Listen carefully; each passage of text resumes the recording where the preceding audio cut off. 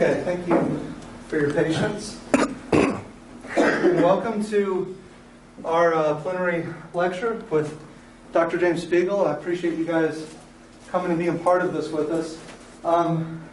The conference is sponsored in part by a grant from the Society of Christian Philosophers. And thanks go to them. Thanks go to Weatherford for matching the funds that we have here.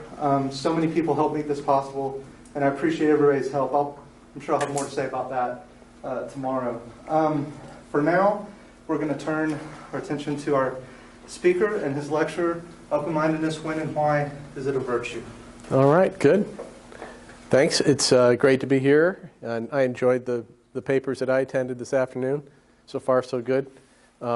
Kudos to Greg for everything he's done to make this possible. I would not want to be in his shoes organizing a conference like this, so well done. So I'm going to talk about, I guess, certain basics related to open-mindedness. I've been working on this topic for, I guess, about 7 or 8 years now, and I'm working towards an eventual monograph. And I'm done with the book I'm working on now, which is a book on hell, which feels a little bit like that as I'm working on it. I'm sure working on open-mindedness will be a lot more of a positive experience in terms of the mood it puts you in when you're working on the topic. Whatever topic I'm working on, it does affect my mood. My first book was on hypocrisy, which was a real downer, and rather convicting, by the way. So my second book, I decided it's time to think about things more positive. My second book is on the virtues, and but that was equally convicting, even though it was a more uplifting topic. So I've done a fair amount of work on the virtues and just moral philosophy generally.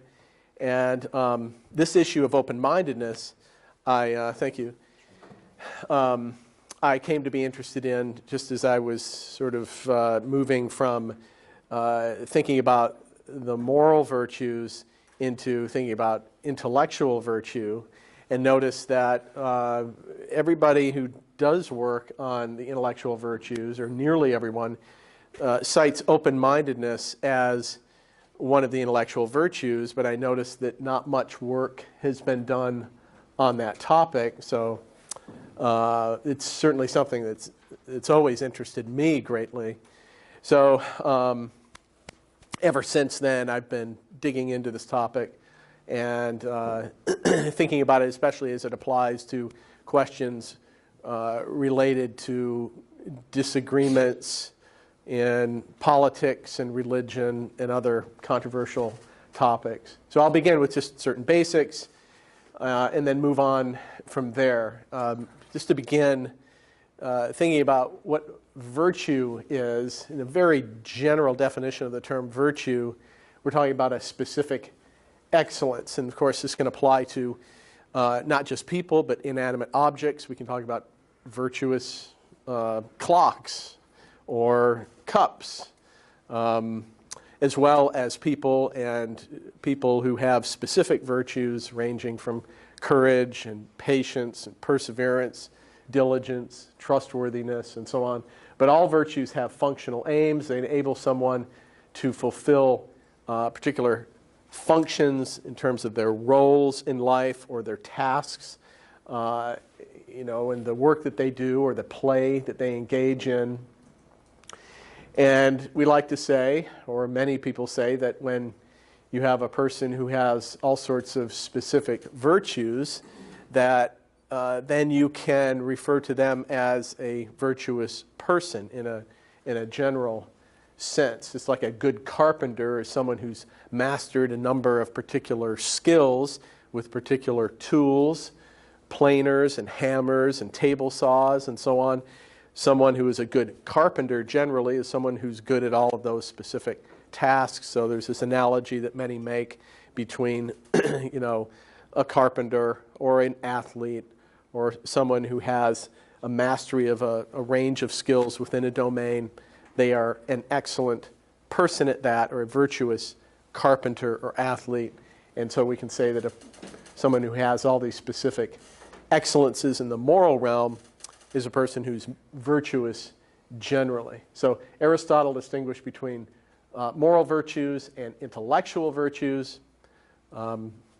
This whole research area of intellectual virtue, something that goes back, right, 2,500 years, but there have been many eras in the history of philosophy where, in terms of an active research topic, it is laid dormant, and for much of the modern period, there was, not much work done on intellectual virtue, or even the moral virtues. And then I think it was G.E.M.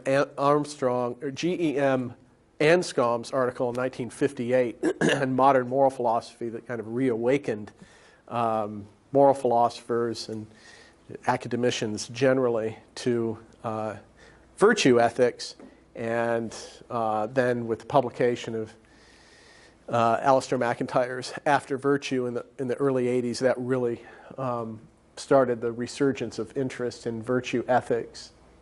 But a moral virtue is something that is trainable through habituation. Intellectual virtues are, according to many, trainable in an analogous way, but they're related to the mind, particularly in terms of cognitive processes, cognitive habits, and ultimately aimed at the end of acquiring knowledge and understanding, at least according to most. So here are two different models of open-mindedness. When you read scholars on the subject of open-mindedness, there's different models or accounts of what really constitutes open-mindedness, and even whether it is a virtue. Most agree that it is an intellectual virtue.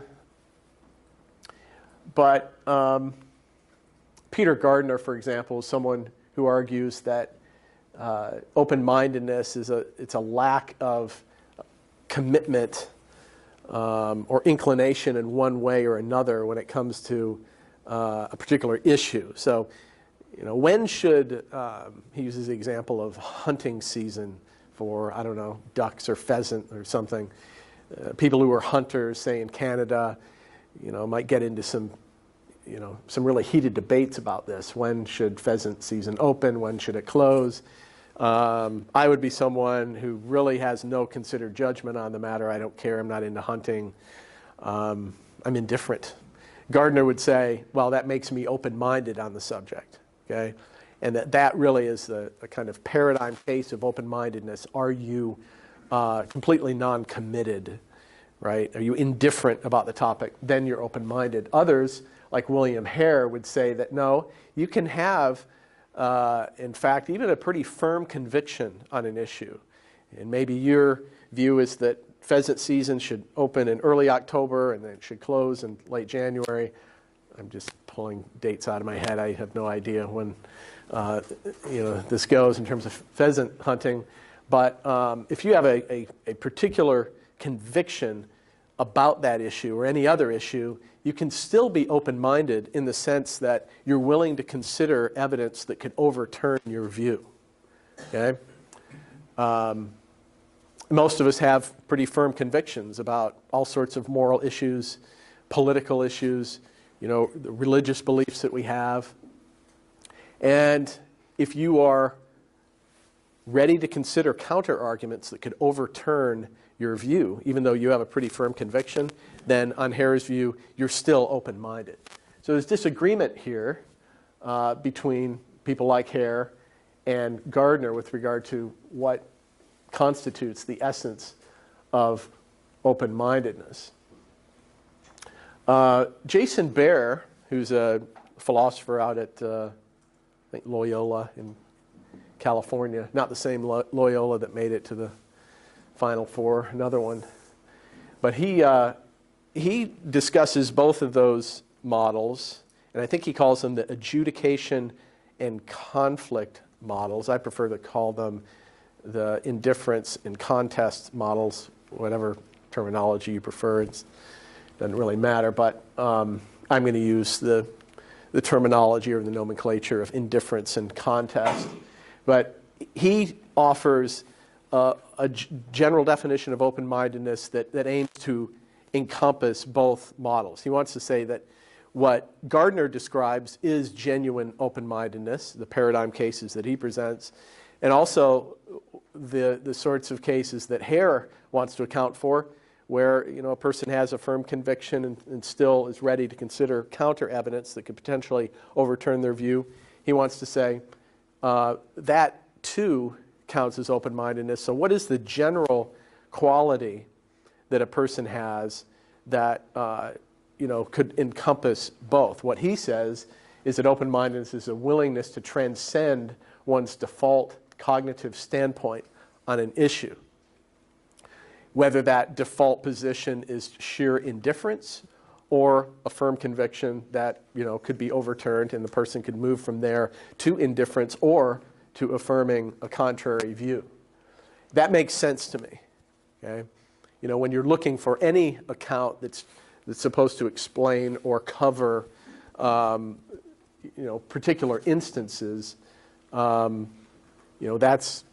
that's good. You want explanatory power across the spectrum of instances. I think his account does that. If you don't agree, then, well, maybe at least you can have an open mind, possibly be persuaded. I don't know how many times I'll use that joke, but it always draws a little bit of laughter. So open-mindedness on this view is cognitive self-transcendence. To be open-minded involves detaching or a readiness to detach from one's default cognitive standpoint. And again, that can apply to cases of impartial adjudication or cases where you're just willing to hear and seriously consider views and arguments for views that oppose your own, what I'm calling contest. So, one of the things that I immediately look to when I consider an account that's aiming to unite various diverse views on an issue is to see what sorts of precedents we have in the history of philosophy that can inform our thinking about the issue. So in one article I wrote, I decided to do a kind of philosophical archaeology of views on open-mindedness. And I found, 4 thinkers in particular that are excellent resources for thinking about the contest approach as well as the indifference model. I think there are benefits to this kind of historical exploration. It can help to cast some light on whether this kind of twofold conception of open-mindedness is right. Is Baer's right? Is his view right? Is it correct? And maybe it can help to pump our intuitions in a way that will do some further clarifying regarding, well, what does this actually mean to think about open-mindedness as contest, as indifference, where are the points of commonality, and so on.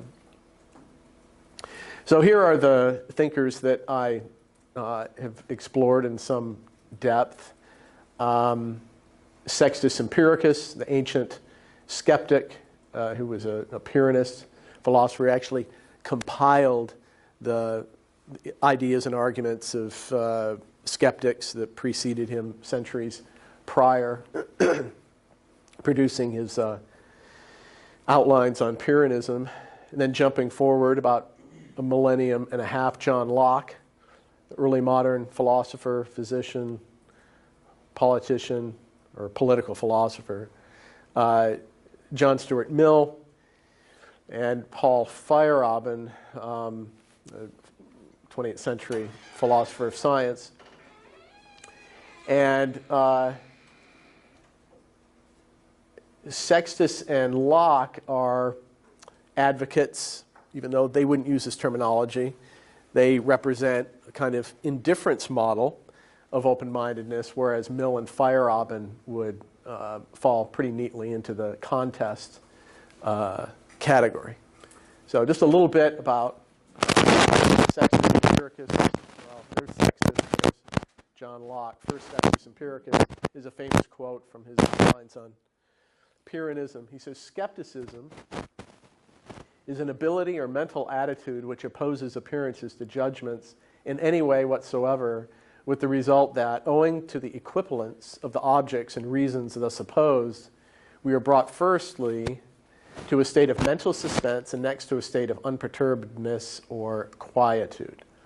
So by equivalence, it's a kind of ugly, odd, unusual term. He just means a certain equivalency of probability or likelihood. So as we make arguments pro and con on a particular issue, the aim is to create a sense that, well, you know, this view on free will and determinism seems as likely as this view, or this view on, you know, the existence of God seems as likely as the contrary view, or whatever issue it is that divides people, and where people have, you know, strong disagreements. If you rehearse arguments on both sides, then, you know, hopefully this will create a sense of equality in terms of likelihood or probability, and what that will lead to is a sense or a state of mental suspense, where you will be inclined to suspend judgment and say, well, no more this than that. And what that will produce is, he says, a condition of quietude or peace of mind. It's interesting to note that the ancient skeptics were very much like the Stoics and the Epicureans, and that they were all after the same thing, and that is peace of mind. You know, in that period, in that part of the world, you know, there was a lot of war and unrest, and so I suppose that had something to do with this kind of shared aim at producing peace of mind. There's so much turbulence and conflict everywhere. You know, maybe at least we can find some peace of mind through philosophy. And the Stoics and Epicureans and the skeptics did it in different ways, but this was their kind of the telos for their philosophizing, which is, it's an important thing to keep in mind when you're looking at least, you know, Hellenistic philosophy and other philosophical camps in the ancient world. But what he's aiming for, is a kind of indifference. If you arrive at this position of mental suspense, you're arriving at a position of indifference, not in the sense that you're kind of ignorant about it, like I am on when the pheasant hunting season should start and stop, but the other kind of indifference where you're just, you don't lean one way more than another on an issue because you're so well informed about the arguments on both sides, you see the strengths and weaknesses of each. So it's a more informed indifference, but it's still a kind of indifference. Locke, here's a quote from a long essay he wrote actually on education. He says, to be indifferent, which of two opinions is true, is the right temper of the mind that preserves it from being imposed on and disposes it to examine with that indifferency until it has done its best to find the truth, and this is the only direct and safe way to it. Now, the key difference between Locke and Sextus Empiricus is Sextus was not about the ultimate aim of finding and being confirmed in a certain strong view on an issue.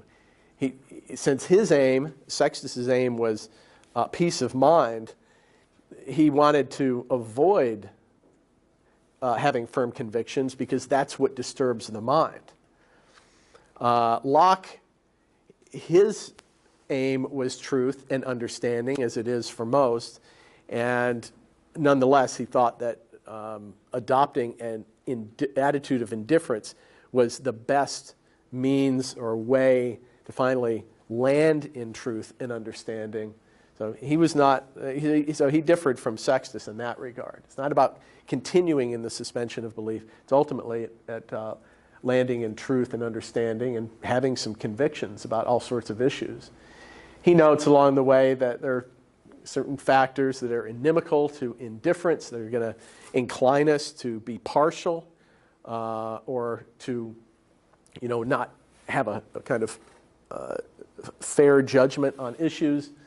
One is the noble cause excuse, right? That, well, on this issue, it's just too important. I can't really afford to be fair-minded or impartial. I need to side with this particular view or that just from the outset. It's too important. He notes that there's the selfish motivation problem that faces all of us in some context or another, where we might be partial because, frankly, to affirm this view over here, there's more of opportunity for profit, right, or advance, or excelling in our particular field. Disciplinary specialization. If you become such a specialist in some field or other, then arguments or ideas that come out of another field, you may be inclined to have a low view on those things or not to take them as seriously because you prefer your particular field in terms of its methodology and its reliability to get you to truth. Chronological bias, he notes that some, and this is true today, just automatically favor more recent ideas. What's new is more reliable, and don't trust those people of old. Then you've got others who, as he puts it, don't take any idea seriously unless it's been affirmed by some ancient thinker or other. Okay? That's chronological bias, either in favor of the ancients or the contemporaries. And then the criterion of the popular. Some people are just more naturally drawn to what is popular at a given time, during our time. Others are naturally disposed to eschew any idea that's popular. Certainly this way with musical taste. I've known plenty of people, and so have you, who just automatically gravitate towards popular music. And then there are others who are snobs of another sort, and they won't listen to anything or take seriously anything that's popular. I recently discovered the music of Taylor Swift. She is which I ignore because of my own kind of snobbishness in a different direction, I confess. And then I tried to open my mind and realized she is a brilliant songwriter. She really is. I could go on for an hour. You're wincing. Open your mind. I think she's been disregarded for all sorts of reasons, and one of them probably being a sort of tacit sexism, which I guess most people, if not all of us, are guilty to some degree or other.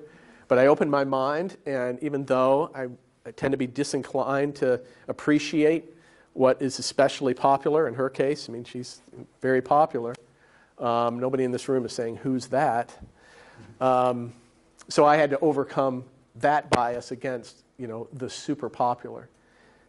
So these are points that I think are timeless, really, in terms of guidelines from and tips from Locke. He gives us some practical guidelines for achieving indifference. Yeah, circumspection, self-examination. There's just no substitute for that, as well as diversity of study. It's a nice argument for the liberal arts. I teach at a liberal arts college, right? You have to take so many courses in the various disciplines. And the more well-rounded you become, I think that does tend to produce a more fair-minded as well as informed approach to all sorts of issues. Okay, so enough on the indifference model and some advocates from history of that account. Now, John Stuart Mill and Paul Feyerabend. Mill says that in the case of any person whose judgment is really deserving of confidence, how has it become so? Because he has kept his mind open to criticism of his opinions and conduct. The steady habit of correcting and completing his own opinion by collating it with those of others, so far from causing doubt and hesitation in carrying it into practice, is the only stable foundation for a just reliance upon it. Okay, that's a mouthful. Mill It's kind of the Faulkner of 19th century British philosophy. You can read a whole page before you finally land at a period. But what he's talking about here is the importance of intentionally seeking out opinions that conflict with your own, right? And he was a major advocate of free thought, free expression. I mean, On Liberty is kind of the modern Bible for libertarianism, right?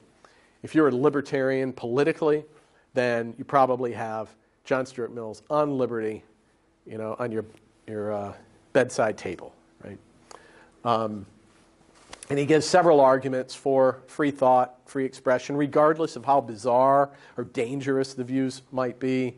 He says that even views that are, you know, almost entirely false still have some grain of truth or insight in them. So when you shut them down, you're losing at least that little glint of light.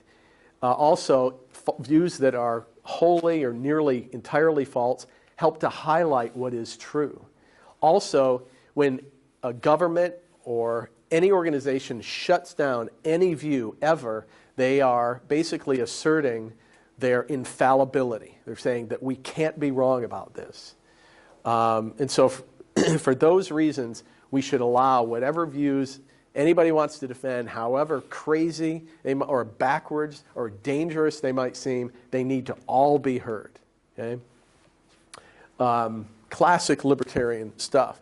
And it's premised on this idea that conflict of views, challenging of views, counter-arguments, differing opinions, that is the best and most reliable way to get us to truth and understanding. Contest. We need to create contest among various candidates for truth. Paul Feyerabend says, without chaos, no knowledge. Without a frequent dismissal of reason, no progress. Ideas which today form the very basis of science exist only because there were such things as prejudice, conceit, passion.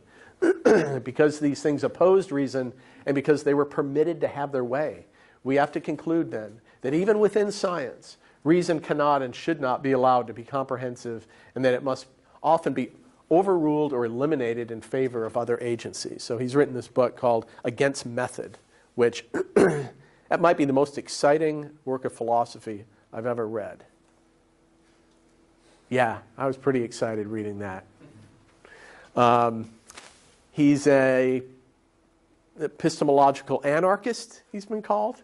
Okay? It's radical stuff. I love reading radical philosophy, even when I strenuously disagree. And, you know, I remember wanted to read one of Nietzsche's books, and it turned into reading 9 of his books, right? And I just cannot, I just couldn't get enough of it. As much as I disagreed with him, and same with a lot of Feyerabend, I do agree to, you know, some extent with, you know, many of his claims, but I'm not whole hog with him. But he lays his axe at the root of the tree of Western science in many respects. And those of us in the West who have been sort of brought up to think of science as the ultimate in terms of intellectual achievement and objectivity, rational objectivity, we can all use a dose, even a heavy dose of Feyerabend, because he will challenge you in terms of your presuppositions about science and its capacities and the prejudices that we tend to hold in the West in terms of the power of science and its capacity to find truth. So there you go. His thesis is very pithy and succinct. It's that anything goes in science, and he would extend that really to all domains of learning with regard to evidential considerations, theoretical models, the procedural approaches that are taken in terms of inquiry and theory testing and so on, and confirmation, the very standards for rational belief. Anything goes. Okay, so enough about that. You get the idea. Contest, indifference, 2 different models for thinking about open-mindedness. You might find yourself inclining more in one direction or the other, in terms of thinking of what open-mindedness is at best. You might think they're equally good forms of open-mindedness, but those are two models. So now I want to turn to a different question, several different questions or issues here. And the first one being characteristics of the open-minded person. What does it mean to be an open-minded person? So it seems to me, and to many others, that an open-minded person is someone who displays a willingness to take seriously alternative perspectives on an issue. And again, that can apply to the person who's open-minded in the sense of indifference or contest. And such a person also has a willingness to welcome new evidence that could change their current belief on an issue, whether their belief at this point is one of suspension of belief, or if they actually have a firm conviction. But there's a willingness to welcome new evidence and to take seriously different perspectives on an issue, and also a readiness to try to see things from another person's point of view. Okay? Think about the most open-minded people you know, and don't they just display these sorts of qualities? That would be my proposal. How long do I have before we should open this up for questions? About half an hour, a little more. And that includes questions? Oh, no, I'm sorry. You've got about 25 minutes. I'm sorry. Yeah. So we're supposed to shut down around 8? Right. Okay, good. So we'll have plenty of Q&A time. I've been assuming here, and again, most people assume it's a good thing to be open-minded. There'll be some papers tomorrow, if not have already been presented today, which do challenge the idea that open-mindedness, including JR there, whether open-mindedness is always a virtue, and when, if ever, maybe foreclosure or dogmatic stances are appropriate. I maintain that everybody should be open-minded at least to some significant degree. Why? Well, here's one reason. You have false beliefs. Okay, I do too. In fact, we all do. Everybody is nursing certain false beliefs. Everybody admits it, right? If I were to ask you, raise your hand if you don't have any false beliefs. Okay, JR is the only one. But besides that, everybody admits that they have false beliefs, and then I say, name one. Name one belief you hold that's false. Of course, you can't do it. That right there is a recognition that you're not just fallible, but in fact, you have some false beliefs, and maybe some of your false beliefs are things that you're very firmly convinced on. Probably you've got some very strong convictions about things where you're wrong. And that's true of everybody. Why? How can I be so confident? Well, you don't have all the facts on most issues. You would grant that, right? Your reasoning skills are fallible, right? Your perceptual abilities are fallible. Your beliefs are influenced by plenty of non-rational factors. You disagree with people that are at least as intelligent as you are. In fact, probably thousands, if not millions of them. And you don't have the time, none of us do, or the ability to thoroughly vet all of our beliefs, which will sometimes result in the poor weighing of evidence, trust in false authority, a skewed interpretation of data, text, and so on. And on it goes.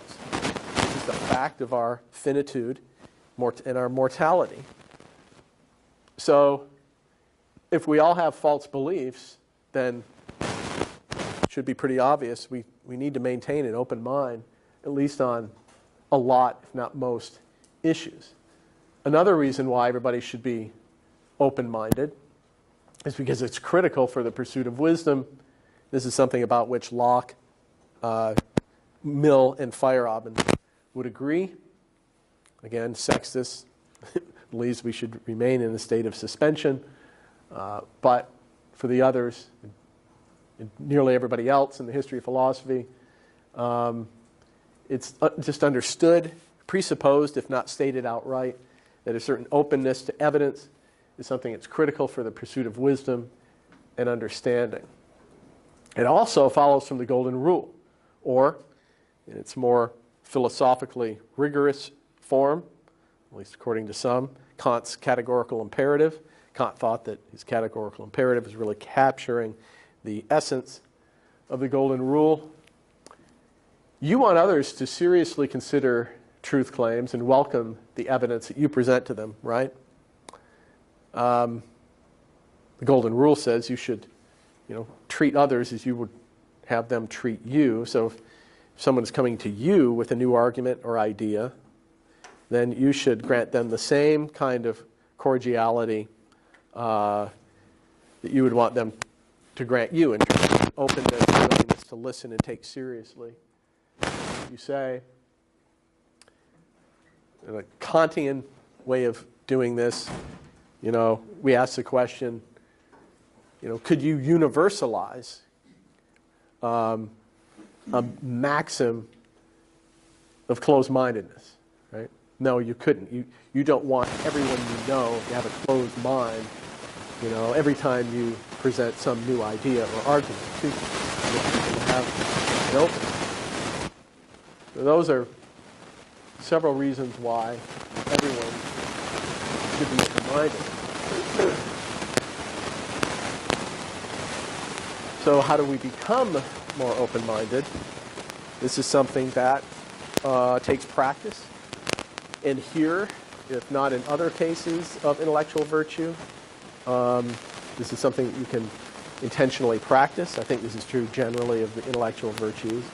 But definitely here, in one intentional practice we can all engage in is kind of active listening. You can resolve to speak less than your conversation partner. Right? This is more challenging to some of us than to others. Some are more extroverted or outspoken or inclined to speak or even dominate a conversation. And if that's your style, this can really be challenging and difficult. But it's an important discipline to engage in. It's something that if you struggle with this vice of dominating most of your conversations, be intentional about this. There's an exercise that I have begun to institute in the last year or so where I teach at Taylor University, which I call the dialogue wheel. And actually started this right after the Trump election, the presidential election, 2016. Right on all college campuses, this spawned a lot of debate and disagreement. So I thought, here, let's do this. Let's get about half as many people who are on one side as on the other.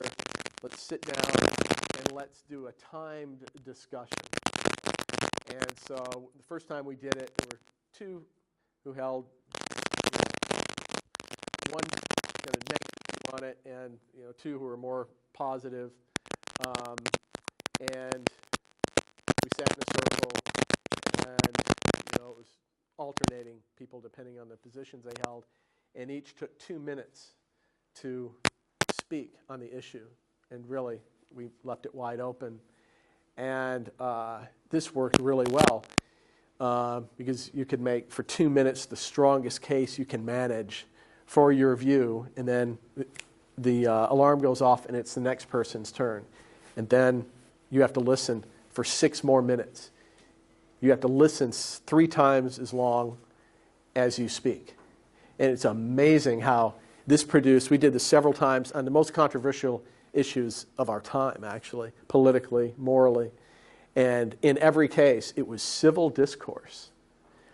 And everybody came away understanding the opposition much better. And our friendships were not undermined at all. Try it, the dialogue wheel. I need to trademark that. At least this is being recorded, and there's a date stamp there.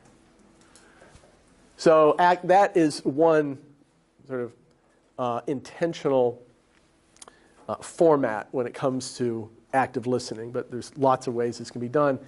At least in your own private conversations, you can resolve to be an active listener and be Socratic in terms of being a person who asks a lot of questions, not just to keep conversations going, though it's valuable for that, but also because you can learn and become more open-minded in the process. Of course, those of us who are philosophers, we're already trying to teach our students to do that anyway. Well, not just philosophers, any good academic. Why is open-mindedness effective for changing others' minds? I think it is just that. This is, you might say, a kind of happy byproduct of open-mindedness. You're more inclined to have a persuasive effect on those with whom you're dialoguing, and it's because it prevents others from becoming defensive. It's also contagious, I believe. I think all of the virtues, there's a certain pleasant contagiousness about them, right?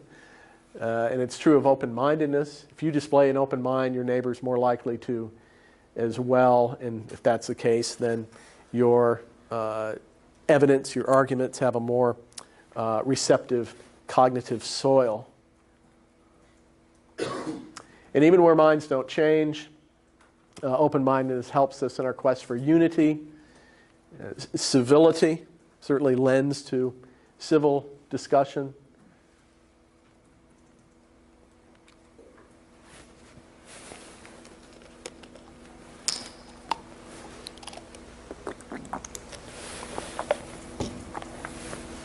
Now, this is a question probably a lot of you have already been thinking. Should we be open-minded about everything, right? Surely not. And I think that's evident from a number of considerations. We can give all sorts of classic cases where we would recognize it as unhealthy to be open-minded. If one of you comes to me with the argument that I've made this really unpleasant discovery about my wife, I realize that, Spiegel, this is going to be upsetting to you, but I've done some research, and your wife is actually one of these reptilian aliens from Andromeda, XR 713. Well, am I to take that seriously? Should I have an open mind about that? I think it would be pretty problematic if I was. Maybe now I need to have a certain open mind about your mental health if you're making that claim seriously. Should I be open to the idea that things like rape and pedophilia are morally appropriate? Sure hope not. That would be problematic. And we can name other things as well.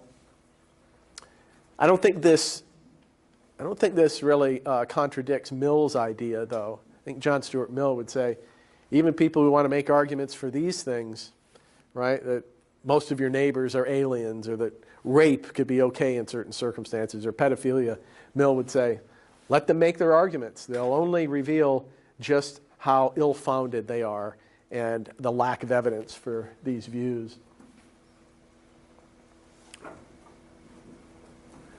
So I think we should be foreclosed about these things and some other things, which raises the question, how then do we tell the difference? What is the distinction, or what criteria are there for distinguishing those truth claims about which we should be open and those regarding which we should be foreclosed? Great question. Let me just throw some examples of issues out to you, and these will become more significant as we go, from easy to hard in terms of kind of dealing with these issues in, say, public forums. But you have a view on whether Pluto should be considered a planet, all right? I don't know how many years ago it was, but astronomers decided Pluto's not a planet. I remember hearing this and feeling sad. Did that bother you? That bothered me. I had a certain affection for this planet, as far out as it is, and I don't think it was any connection to the Disney character. I like the idea of Pluto being a planet, but for whatever reason, because it's just too small? Maybe because I'm a short guy? I took offense. I don't know. But I believe it should be considered a planet. Who's with me? Yeah, okay. There's a few disagree with that. But I bet if we debate it, there aren't going to be many hurt feelings here. How about this? Your view on the Kennedy assassination. Did Oswald act alone or not? I mean, that was the finding of the Warren Commission. But, there are certain problematic aspects with that you're probably familiar with in terms of the ballistics and this kind of crazy bullet that changed direction several times, and also the scope on Oswald's Mannlicher rifle. It was loose. Could he get off 3 pretty accurate shots in 5 seconds or whatever it was? And then there's all sorts of other considerations, even independent of Oliver Stone and his wild hybrid conspiracy theory. I'm inclined to think that Oswald did not act alone. Okay? I'm sure some of you think that, it feels almost certain that he did. Again, we can't have a debate about this, and it's probably going to feel a bit more significant than our debate about that. Your views on economics and drug legalization, right? Should marijuana be legal nationwide? Are you a supply-sider or Keynesian? Probably this would generate even more debate. Your view on whether human beings evolved from other species. Your views on the morality of abortion and same-sex marriage. Now, these are very divisive. Your view on whether the Old and New Testament books of the Bible are those actually divine revelation. Does God even exist? Okay? So now we've gone from relatively insignificant to an issue that has profound implications for all of our lives. At what point, if any, do we get to an issue where it's okay to be foreclosed? That's an interesting question.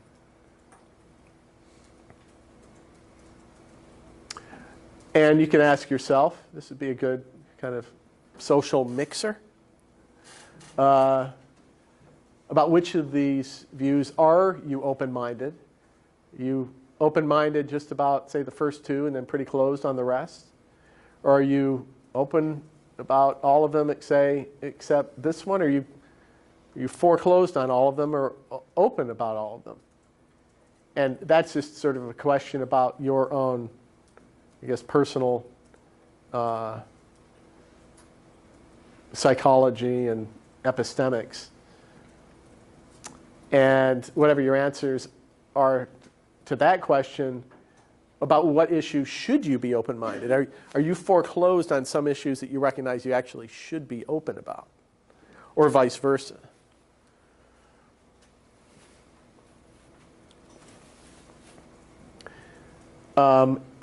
Here are some possibilities.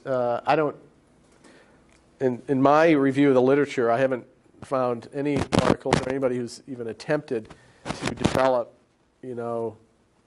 criteria, to develop and defend criteria for this question. So it's something about which I want to do more exploration. It's a really challenging thing.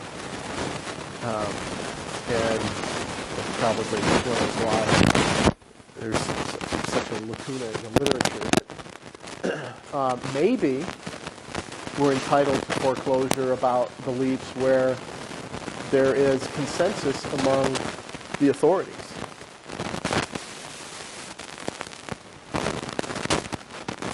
Particularly down through the ages, not just time slice, not just today or our time, but if philosophers or theologians or other scholars are uniform in their opinions about a particular issue, maybe that entitles us to a certain foreclosure about that issue. Maybe if there's global consensus today, where intellectual leaders around the world agree that X is the case, maybe that entitles us to foreclosure. Maybe not. I just throw those out for possibilities. You have criteria that come to your mind. Do those in a minute and have a little dialogue about this. It also seems appropriate, at least to me, it seems appropriate to be foreclosed on issues which are just fundamental to one's central values and ultimate life commitments. But maybe that's not right. Maybe I'm wrong. And that's very generally put. Maybe we need to combine this criterion with these.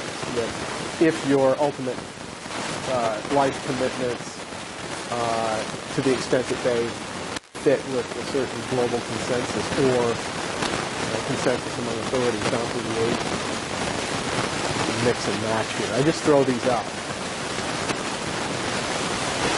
Okay, so to conclude, we can discuss these issues or not. Push back on anything else I've said. I welcome that. We believe in context. What are some issues where you believe foreclosure is appropriate? And where, in your view, is open-mindedness appropriate, and why? What are some issues about which you have to encourage your students to teach or others to be open-minded? And how do you account for their foreclosure? Phenomenon become known as threat and foreclosure. And when you're teaching this 18-year-old person who is more confident in the truth of their beliefs than even the most committed scholar in your discipline, they can come off as a bit misguided and arrogant. That is the 18-year-old, not the scholar in your discipline. But one of the tasks of the educator in higher education is to kind of to help that student through that foreclosed attitude into a real attitude of learning and openness without completely undermining all of their beliefs, even about things that we do think they should be confident and firm in their beliefs about. So anyway, time to discuss, and I'll hear any questions you might have.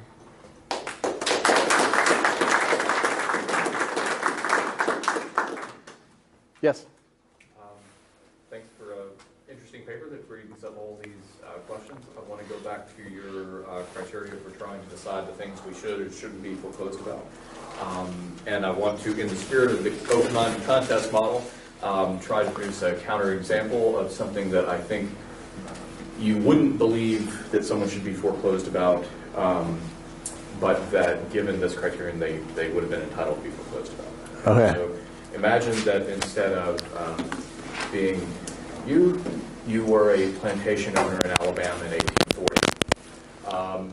And it would be fundamental to your values, your life commitments, the kind of lifestyle you provide for your family, and so forth, to view the slaves who work your plantations as not being fully people. Yeah. Right. The reason I bring this up is because there's a really interesting moment towards the end of the Civil War when the South is losing badly. It looks like a lost cause, and there's a proposal in the Confederate Congress to offer slaves their freedom in exchange for fighting for the Confederacy. And Robert E. Lee rejects this out of hand for the reason that if a slave would make a good soldier, the entire theory of slavery is wrong, and so the South should deserve to lose. Which is about as ultimate life commitment as you can get. I'm staking Really? the You think so? future. I mean, people are shooting at it, right? I mean, the Army of Northern Virginia is not doing real well towards mid part of 1865. I mean, Grant is coming down. Grant is coming. You want more soldiers? No, no, no. No. right? I mean, that's committed, right? It's definitely a firm commitment. If that is something that for a particular person could be like an ultimate life commitment, then that would definitely be a counterexample. He's staking his life and his cause on it, right? Yeah. Well, Good? He might be on the other side.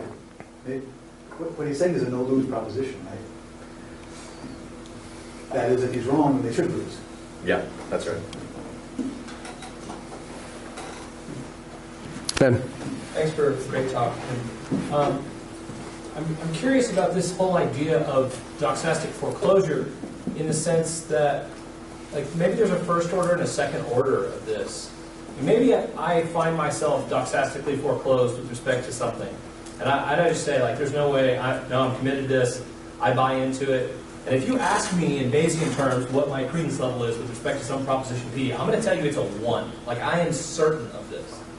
Cartesian style. And then you go, yeah, well, what about this argument? And I go, oh, I never really thought about that. Yeah, I totally need to reevaluate this. Maybe not B. Well, it seems like in that instance, I really wasn't doxastically foreclosed with respect to P. I just thought that I was. Right? So, this is just like an open-ended question because I just had this thought, but like, how do we account for the possibility of even being deceived about our own doxastic commitments? That's great. Yeah, even your beliefs about, sort of your meta-beliefs regarding your own assessment of your beliefs and just how foreclosed or open you are fallible. You could be wrong. That's just one more level of human fallibility, isn't it? Which I think, reinforces this idea of being intentionally open-minded. It's just being, it's part of the self-examination. Wow, and what you describe is not just theoretically possible. I've had that experience. I think most of us have had that experience. You end up changing your mind on an issue that you were formerly absolutely foreclosed on, or you thought you were, and the fact that it took this new argument to reveal that you weren't foreclosed, while at the same time actually ultimately overturning your belief. So then the quick follow-up to that is, can somebody still be open-minded even if they're doxastically foreclosed? Because maybe they just believe themselves to be doxastically foreclosed, but they're not. And you can believe. You could have somebody, I don't know where I got this, but somebody's like committed to Keynesian economics, but they're an open-minded person. Yeah. On the other hand, you could think that you're open-minded and really you're foreclosed. Right? Again, it just calls for self-examination. Or, this is where a good friend or a spouse comes in handy. Sometimes the people that know us best know us better than we do ourselves in certain areas. Right? Yeah. I wonder if we can work backwards on this foreclosure thing, where there's an absence about the doxastic attitude in the literature from applied issues that are all around us. Last semester, students at William & Mary shouted down a speaker who represented the ACLU because the ACLU stood for allowing racists to speak. So there's a kind of a principled, practical commitment to foreclosure. And you can see it almost every day. Yeah. You read the Chronicle, look at the New York Times, every day. This is a powerful issue in the culture, and it seems like to me, it's an applied version of this. Of course, it might simply be because there are other beliefs that were committed to the evils of racism, or it could be, that there are structures, right? That liberalism fails because it fails to take into account these structures of power and so on. Which makes me think about both of those ones bug me, because I think I'm probably overcommitted. Loyalty, right? Open-mindedness in personal relationships is really not with loyalty, right? The issue is not whether my wife's an alien. The issue is whether I'm open-minded in certain circumstances when I ought to not be. because of the relationship we have. So I don't know if those are connected or not, but it seems to me that there's some very practical ways in which these issues are being played out, and I wonder if we could make that connection. Tomorrow, when I talk about open-mindedness and religious devotion, I'll get into some of these like practical matters in terms of how this bears on personal commitments, the ones that we love most. I mean, that'll push you with your spouse, with your kids. It opens up whole new dimensions here. But about your first point, I think this just really, because of the state of our culture, more than ever, we need open-mindedness evangelists in every domain. And, you know, we could all be shouted down or persecuted in the process, and it takes a certain courage and boldness and willingness to take some heat. And if you're really good at it, you will be principled and you'll defend the right of this colleague or person next to you who holds some really wacky views that you disagree with, and, you know, defending their right to say it even though you disagree vehemently. I mean, that's a kind of principled open-mindedness and right to free expression that, you know, I admire. But you said pedophilia, no, right? So, and there are, I mean, maybe some of these protesters, maybe Richard Spencer should not be allowed to speak on a college campus, right? I mean, these are decisions that colleges are making every day. Yeah. Well, I made the distinction when I mentioned this that I could be personally foreclosed in the sense that I refuse to be persuaded that rape is ever okay. But from a public standpoint, I can, like John Stuart Mill, advocate for free expression and let the NAMBLA people, right, to make their arguments for eliminating the age of consent laws. If you go on NAMBLA's website, I mean, they have all of these, you know, arguments that seem pretty sophisticated. I think they're great. Let them be out in the public square. You know, you let them speak at universities and let their views be known. They're not going to persuade me, man. But as part of a free society where there's free expression, let them defend their views. There is a distinction we could make, though, between, I know there is, so this is, I guess, more rhetorical, between the free exchange of ideas that we're talking about here, and then open-mindedness towards the free expression of actions, right? I mean, let the NAMBLA people stand up and make their case, but I don't know that I need to be open-minded about them going around practicing what they preach. Right. Yeah, there's definitely an important distinction there. Right. And look at Mills in On Liberty. He was never defending people's rights to just do anything they want. It was always free expression and defense of ideas. Right. So, very quickly, I wanted to... And among those ideas, you know, one would be, say, what NAMBLA is arguing for in terms of public policy.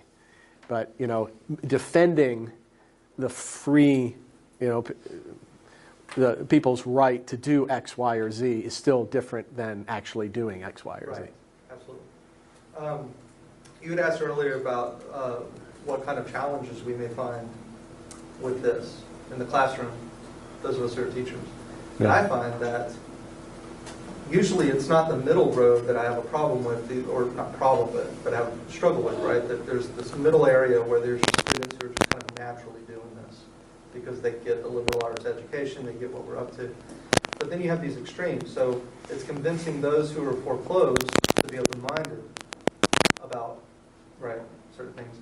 And then those who are maybe overly open-minded to be open-minded about reasonable foreclosure, right? Yeah. Because there's kind of it's almost like when you get this too far to one direction, they become foreclosed about the possibility of reasonable foreclosure. And yeah. Does that make sense? Yeah, there's a piece I'm working on now on article I actually just submitted for a conference in the fall on benefits and risks to open-mindedness.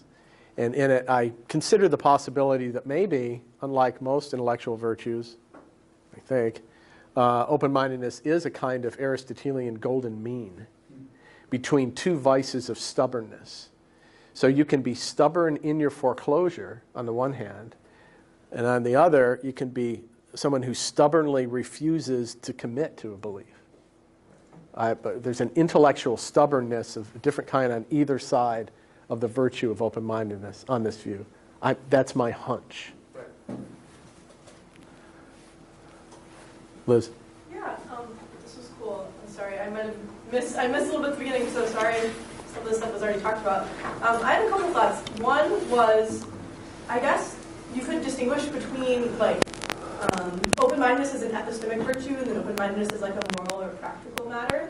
And it does seem like some of your examples are kind of more about the moral or practical matter when you're thinking about your duties to your wife or what you should believe about pedophilia or that kind of thing. And I wonder if there might be different standards or different kind of methods of belief formation we should adopt if we're just thinking about it from like an epistemic point of view and we're not thinking about the practical or the moral. So that was kind of one question. And then I guess the second kind of just like thought I had actually kind of on the basis of some of the Q&A was the idea of like the weighing of the Jamesian goals and how, you know, one thing we want is to believe true things, another thing we want to do is not believe false things. And I wonder if how open-mindedness like relates to that. I mean, maybe that's just a really big open question, but if you like, I think that might be related to the thing you were just suggesting at the end there, where it's kind of like a balance between the two. But I'm not sure. So anyway, I don't know if you have thoughts about those, but yeah. Okay, with regard to the first point, I think I am undecided. I don't know if I'm absolutely indifferent, but I don't have a strong view on the relationship between the intellectual virtues and moral virtues. Yeah. Some have made arguments that all virtues are actually moral, ultimately, and that I think, is that Zagzebski's view in her Virtues of the Mind? But you know, different people have made this argument that intellectual virtue is just a subcategory of moral virtue, and that might be right. You know, and that you have intellectual duties that are also a kind of moral duty, for example. And you have intellectual virtues that are a kind of moral virtue. So that might be right. And maybe I'm more committed to that than I realize if I'm sort of jumping around or kind of moving with ease from one domain to the other, the epistemic to the moral. That might be right, but I have a lot more thinking to do on that. In terms of the twin goals of pursuing truth and avoiding falsehood, I guess my disposition is to think of them as, two sides of the same coin, and that if you were sincerely pursuing truth and you're being rigorous about that and, you know, trying to develop cognitive skills that will enable you to more reliably find truth, in so doing, you will safeguard yourself from falsehood. But maybe those are two distinct things. I don't know. Yeah, I wonder if there's any interesting relationship there between open-mindedness, like those goals and open-mindedness. Like, for example, maybe people are, one reason we are open-minded is because we're weighing the getting truth, like jump on all the things that seem right to us at first and believe them, but then we're closed-minded to counter evidence or evidence we might get that would challenge us. I don't know if it's even helpful, but I was just thinking it's like maybe a way to think about open-mindedness is like.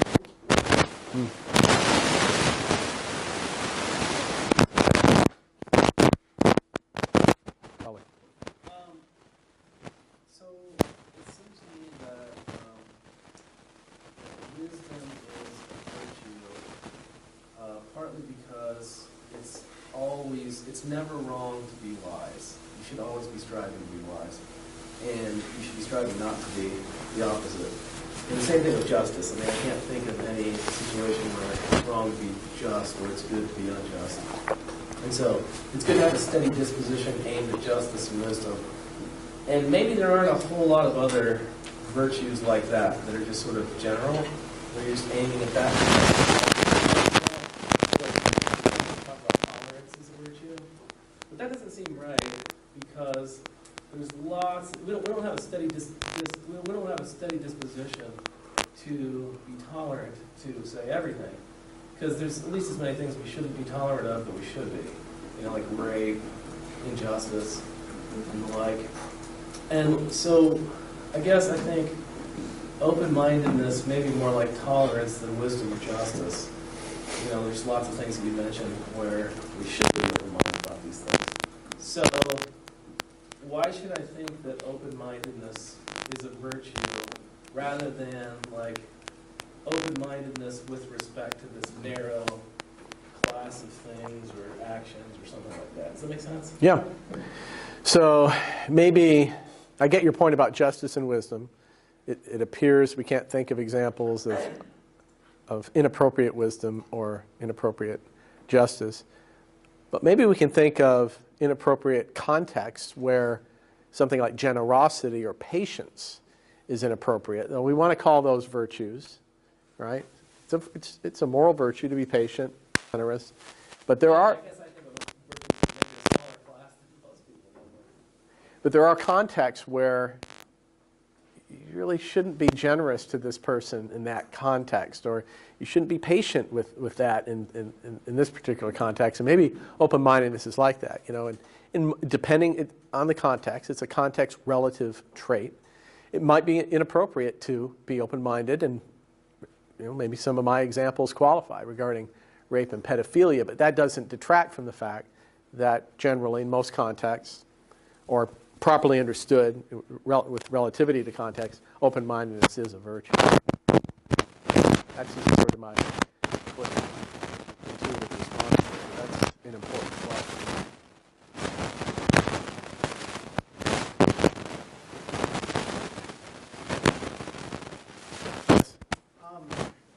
Yeah, so thanks for the talk. That's an incredibly interesting topic and talk. Thank you for that. Here's what it seems like you thought that there was some aspect of the first model of open-mindedness that you looked at. I'm not particularly, I don't remember the term you used. The indifference model? The indifference Yeah. model? Yeah, and doesn't that entail that ignorance is a virtue of some sort? Or that, in that case, it feels like a paradox. And what I assume you want to do to get more knowledgeable about arguments for and against certain things, you become less indifferent because you have reasons for affirming things. Does that make you less open-minded? And that seems wrong. That just kind of seems right off the bat to be a kind of problem. Yeah, what maybe I need to build in here, or anybody needs to build in, certainly I would be an advocate of this, is a general norm for the pursuit of truth, understanding, knowledge as fundamental to the human quest, that this is crucial for human flourishing, and it needs to be understood that this is what we're after, that we need to be pursuers of wisdom, understanding, truth, knowledge. And so that would rule out the sort of remaining in a state of, you know, universal indifference, or, you know. Whatever, man. Yeah. You know. So I do reject that aspect of Sextus Empiricus. I'm not a Pyrrhonist. Maybe Sextus would advocate for that, maybe at least about things that are beyond appearances. He makes that distinction, right? About things that are immediately obvious, then you shouldn't suspend your judgment, but it's the things that lie beyond appearances, you should. Of course, that raises a question. What is your criterion, or what are your criteria for making that distinction? He's taking it as a given that we know, in any case, clearly what counts as, you know, a matter of obvious appearance and what lies beyond appearances. But so even though I would affirm Sextus's, you know, advocacy for considering arguments on both sides, and that in some cases indifference can count as a virtue, and I would agree with Locke on that too. I'm with Locke in saying that this is properly aimed at, and it should be motivating and driving and contributing to the pursuit of understanding and knowledge. That's what we should be after. So maybe that helps. Yeah. Let's thank Jim again.